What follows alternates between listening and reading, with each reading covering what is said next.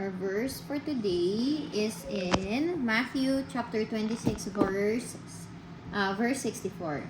You have said so, Jesus replied, but I say to all of you, from now on you will see the Son of Man sitting at the right hand of the Mighty One and coming on the clouds of heaven. Is that Matthew? Yeah, Matthew chapter 26 Okay. verse 64.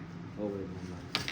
Why couldn't the Jewish religion leaders recognize the truth about Jesus? Why couldn't the Jewish religious leaders recognize the truth about Jesus? Ba't di daw nila na-recognize yung truth about Jesus? Okay, they don't want to believe it. They don't believe the dati. Sila ang just dati, di ba? Ako naman, feeling ko, because of their ego Pride. and their pride. Feeling Kasi nila sila alam ko yung Bible eh. Nagbabasa ako ng Biblia, pwedeng ganun. Hindi ko alam kong Hindi ko hindi to kailangan totoo. to. Parang hindi ko alam kong hindi to totoo, marunong ako sa Bible, ganun. Feeling ko it's about ego and pride. Parang ganun. Why can't people today recognize the truth about Jesus? O bakit naman daw may mga tao ngayon na hindi naman nire-recognize yung truth about Because of Jesus? their pride as well. Do you think it's pride? It's their pride as well? Sa bagay, kasi they think na hindi nila kailangan hindi nila kailangan si Lord sa buhay nila. O kaya naman, they just don't believe Jesus. Diba? Okay. Let's read. After Jesus was arrested, he was brought before Caiaphas, the Jewish high priest and the teachers of the law.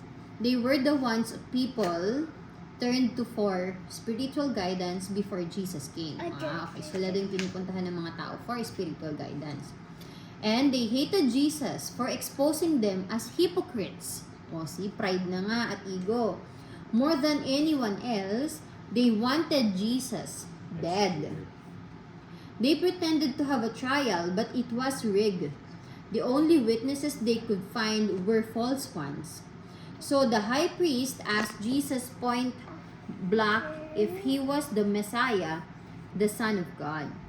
When Jesus said that he was, the high priest accused him of blasphemy and sent him to the Roman governor named Pilate to be executed.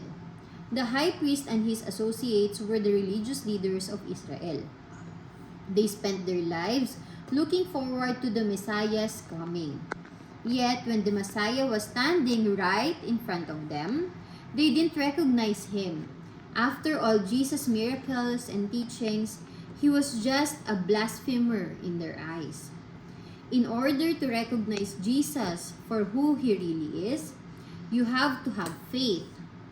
The Jewish leaders of Israel didn't have that. Didn't have it. It's amazing what people can overlook even when there's so much evidence to support it. Keep that in mind when you talk to your unbelieving friends and family members. What did you guys get?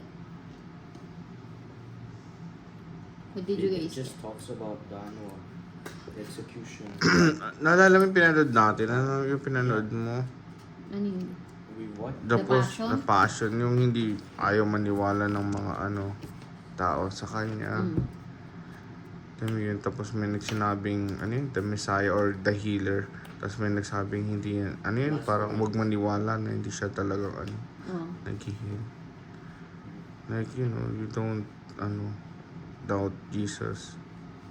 Kasi ang dami niya nang ginawa eh. Sinabi kasi dito, in order to recognize Jesus for who he really is, you have to have faith. Sometimes, you will have faith. Hindi kasi, ang faith kasi, sa totoo lang, na-work out yan. Para sa akin at least. Hindi ko masasabing 100%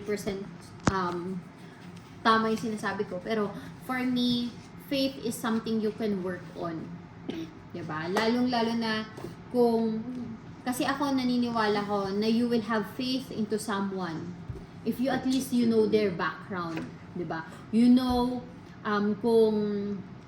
kung ano siyang klaseng tao. Sinabi nga dito, 'di ba, after all ng lahat ng ginawa ni Jesus, hindi pa rin sila naniwala. 'Di ba? Kasi, wala naman kasi silang, di naman talaga kasi nila nakita yung mga ginawa ni Jesus. Every hearsay na lang yung napakinggan nila, hindi naman sila followers ni Jesus eh. Hindi naman nila Kaya, so ang nakikita. nangyari, hindi talaga nila na-witness, or kung na-witness man nila, hindi sila talagang naniwala, di ba? Kasi, sometimes a person, kahit nakita niya na, natunghayan niya na, gusto niya pa ulit-ulit niyang makita, para sure na sure na sure na sure.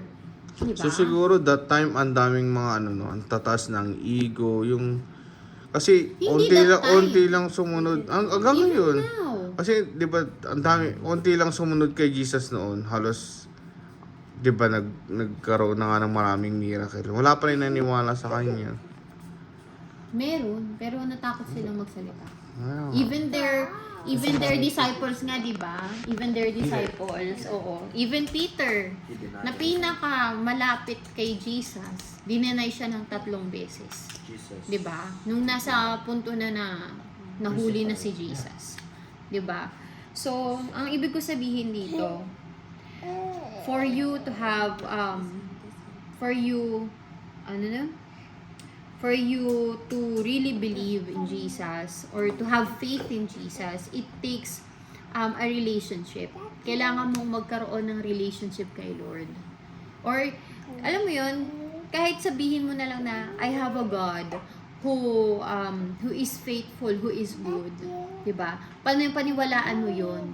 And, hopefully, diba, magkaroon ka rin ng relationship with the Lord. Diba? Huwag tayong maging katulad ng mga high priest dati na mas inuna natin yung ego natin, yung pride natin, para hindi siya kilalanin. You know what God has been doing in your life. Alam mo na never kanyang iniwan sa maraming pagkakataon. At kahit nakakaranas ka ng mga pagsubok sa buhay, may mga bagay at binibless ka pa rin niya in many ways, in the different aspect of your life. Maaring namumblema ka financially ngayon, pero look at the brighter side. Maybe you and your family naman is healthy. You and your family is complete. Or pwede Diba? ring hindi pa niya tinutupad yung wish mo o yung pinagpipray mo kasi hindi pa perfect time. Kasi alam niyang baka masaktan ka or may mangyari pag nangyari agad ng maaga yun. Kasi piniprepare niya ng yung, Alam mo yung sinabi ni Brother June nung nag-Bible study tayo. Isa sa pinakamagandang sinabi niya, Daddy, nag-strike sa akin. Alam mo kung ano? Nung pinalaya kasi ang mga Israelites sa Egypt, may prinamis sa kanilang promised land. Yung promised land na yon, gano'n lang ba dapat ka-exceed dapat yun? 11 days? 11 days lang dapat nilang ita-travel yun, pero alam mo kung gaano sila katagal? Kung gaano sila katagal na travel yun? 40 years. Alam niyo kung bakit daw tumagal? Because of their disobedience. So, minsan, may mga pangako ang Panginoon sa'yo, may mga pinagpipray ka na hindi natutupad agad because of your disobedience. Tatandaan mo, your obedience is parang tawag nito, when you obey, there's a reward. And because you keep disobeying God and you don't listen to Him, nadidelay yung reward mo. Naintindihan mo? Katulad ng nung mga Israelite. 11 days lang pala dapat yun. Ewan ko kung tama yung pagkakaalala ko, kung tamang 11 days lang 11 days lang pala dapat yung pupuntahan nilang lalakarin nila. Pero dahil matigas ang ulo nila, puro sila complain. 40 years inabot bago nila napuntahan yun. So, ikaw lang din na nagpapahirap sa buhay mo when you disobey God. You are delaying your progress. You are delaying your reward. So, don't question God when things happen to you. Kasi that only means you are not with Him yet. You disobey Him. Naintindihan? And, pwede rin naman. You are being tested. Sabi mo nga, there's always a plan and God's time in everything. Pero para sa akin, malaking bagay yung disobedience. Okay? So, let's pray. Dear God, thank you for opening our eyes to the truth about your Son. Truth about your Son. Use us to help open other people's eyes to Him. Amen.